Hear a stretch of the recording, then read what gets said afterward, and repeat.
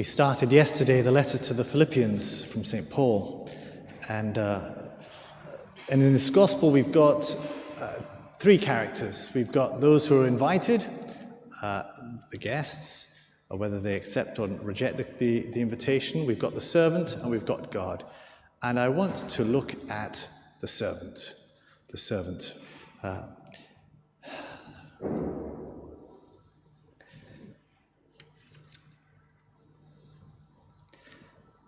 We have in Philippians this phrase.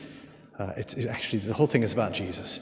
In your mind, you must be the same as Christ. So I want to put this down. I don't know. Right. You must be the same as Christ. And Jesus is actually, Paul is referring to, following from what he said yesterday. So yesterday, he was telling us, speaking to the Philippians, speaking to us, he was saying that we should be united in your convictions. So, folks, he's saying, be united in your convictions. Be united in your convictions. United in your love. Have a common purpose, a common mind. Have a common vision, that we might be going in the same direction. As a parish, we're trying to have a common vision. If you ever received an email from me, you'll see a little strapline at the bottom saying, a Christ-centered parish forming and sending out joyful disciples. That's the vision. And so the Lord is saying, St. Paul is saying, we should have a common vision, a common mind. We should be working towards a common goal. And that's what we're trying to do here. And connected that, so he's saying, now, in your minds, common vision, common goal, united in your convictions and loves, in your mind, you must be the same as Jesus Christ. You must be the same as Jesus Christ. And then he goes on to describe how Jesus, who is God, didn't cling to that equality with God. He poured himself out. He emptied himself out of heaven and became a human being. This infinite, all-powerful God comes down and becomes a powerless, small, minute, helpless human being. He humbles himself.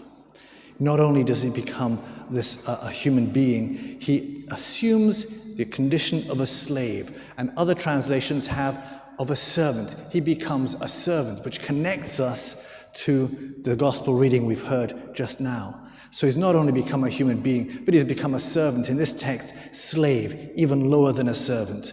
Humbler yet, even worse, lower than a slave, he humbles himself to accept death on a cross. And to die on a cross is to die with the curse on you. He accepts this. Why is he doing this? He's doing this because he is a servant who is obeying the will of the master, the householder, God. He's going to bring in, he's making the invitation to come to the wedding feast. He is the one who goes out to invite us in so that you and I can take part, enjoy the wedding banquet. And because he has humbled himself, God raises him on high. He exalts him. And this connects with, those who humble themselves will be exalted. And Jesus gives us the example of humbling ourselves. You and I are supposed to humble ourselves rather than exalt ourselves. Who's the one who exalted himself? It's Satan who exalted himself, who said, I will not serve. I will not be anybody's servant.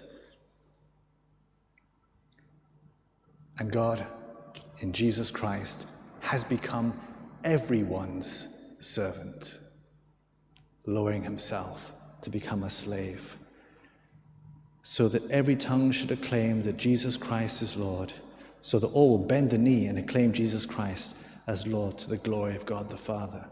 This is our example. We must have the same mind as Christ.